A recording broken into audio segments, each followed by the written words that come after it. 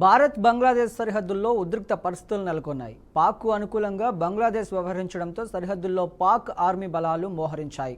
మరోవైపు సరిహద్దు ప్రాంతాల్లో పాక్ అల్లర్లు సృష్టించేందుకు వ్యూహాలు రచిస్తోందని నిఘా వర్గాలు కేంద్ర ప్రభుత్వం హెచ్చరించింది.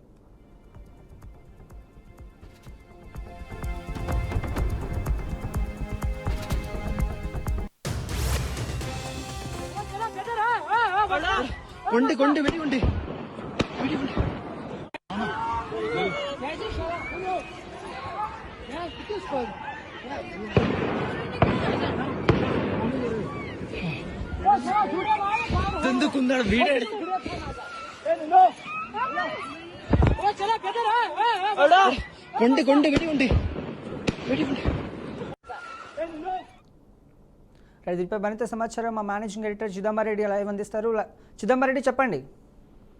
మనం చూస్తున్నాం ఏదైతే పాక్ అలాగే భారత్ మధ్యలో ఉద్రిక్త పరిస్థితుల్లో నెలకొన్న నేపథ్యంలో భారత్ ఎప్పటికప్పుడు అప్రమత్తమయ్యి ముందుకు వెళుతున్న పరిస్థితి మనం చూస్తున్నాం. అయితే పాకిస్తాన్ ఎప్పటిలాగే దొంగదీప తీసేందుకు ఏమేమి అవకాశాలు ఉన్నాయని దాని మీదనే కాన్సన్ట్రేట్ చేసినట్టుగా అర్థమవుతుంది. అందులో ముఖ్యంగా ఏదైతే భారత్ బంగ్లాదేశ్ కి మధ్యలో ఉన్న ఏదైతే ఎల్ఓసి ఉందో అక్కడ కూడా అదే తరహా ఆలోచన విధానంలో ముందుకెళ్తున్నట్టుగా కనిపిస్తుంది. బంగ్లాదేశ్ ఇప్పుడు పాకిస్తాన్ అనుకూలంగా పనిచేస్తున్నట్టుగా సమాచారం అందుతోంది. అందులో భాగంగానే ఇప్పటికే భారత్ కి సంబంధించిన నిఘా వర్గాలు బంగ్లాదేశ్ సరిహద్దు లో కూడా రెడ్ అలర్ట్ ప్రకటించాల్సిన అవసరం ఉంది అన్నట్టు ఇప్పటికే అలర్ట్ చేసిన పరిస్థితి మనకు కనిపిస్తుంది. ఎందుకంటే ఓవైపు భారత్ పాక్ కి సంబంధించిన ఎల్ఓసి వైపు మొత్తం సైన్యాన్ని మోహరిస్తుంటే మరోవైపు బంగ్లాదేశ్ సరిహద్దులో కూడా ఇక్కడ కొన్ని మూవ్మెంట్స్ కనిపిస్తున్నట్టుగా అనిపిస్తుంది. అందులో ముఖ్యంగా చూస్తే మాత్రం ఏదైతే ఐఎస్ఐ కానివ్వండి పాక్ సంబంధించిన ఆర్మీ జవాన్లు అందరూ అటువైపు నుంచి కదులుతున్నట్టుగా సమాచారం అందిన నేపథ్యంలో ఎట్టి పరిస్థితుల్లోనూ బంగ్లాదేశ్ సరిహద్దులో కూడా అలర్ట్ గా ఉండాల్సిన అవసరం అయితే కనిపిస్తుంది. దీనికి అనుగుణంగానే నిఘా వర్గాలు హెచ్చరించడం కానివ్వండి దానికి తగ్గట్టుగానే భారత్ ఆర్మీ కూడా అటువైపుగా అడుగులు వేస్తున్న పరిస్థితి మనకి కనిపిస్తుంది. అందులో ముఖ్యంగా చూసినట్టు భారత్ అలాగే పాకిస్తాన్ మధ్య ఈ మధ్య కాలంలో జరిగిన ఉగ్రదాడి నేపథ్యంలో ఉగ్రదాడికి సంబంధించి ఎవరు మాట్లాడినా సరే అది ఖచ్చితంగా భారత్ కి అనుకూలంగా మాట్లాడుతున్న పరిస్థితి అయితే ఉంది. అందులో చైనా అయితే ఇప్పటికీ కేవలం ఇండైరెక్ట్ గా మాట్లాడుతుంది తప్ప డైరెక్ట్ గా ఎక్కడ ఇన్వాల్వ్ అవ్వడం కానివ్వండి మాట్లాడడం కానీ చేయని నేపథ్యంలో బంగ్లాదేశ్ లో మనకి ప్రజలకు తెలిసి ఈ మధ్య కాలంలోనే బంగ్లాదేశ్ లో ప్రభుత్వం మారింది. ప్రభుత్వం మారిన తర్వాత కొత్తగా వచ్చిన ప్రభుత్వం మొదటి నుంచి కూడా భారత్ ని ఒక శత్రువుగా చూసే ప్రయత్నం చేస్తుంది. ఎందుకంటే గతంలో ఉన్న ప్రధానికి భారత్ అనుకూలంగా పనిచేసింది.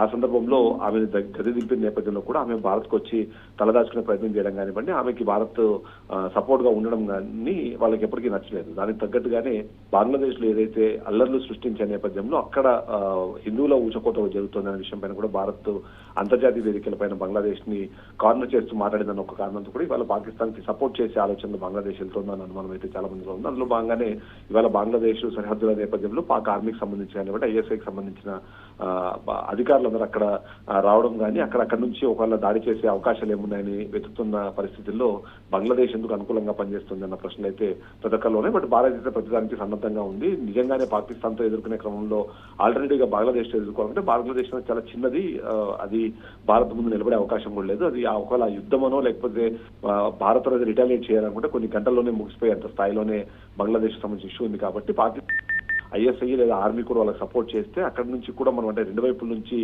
దాడులు ఎదుర్కోవాల్సిన అవసరం ఉంటుంది. రెండింటిని కూడా తిప్పుకోవాల్సిన పరిస్థితి మనకు కనిపిస్తుంది. Brahmam. Right, thank you Chidambareddy.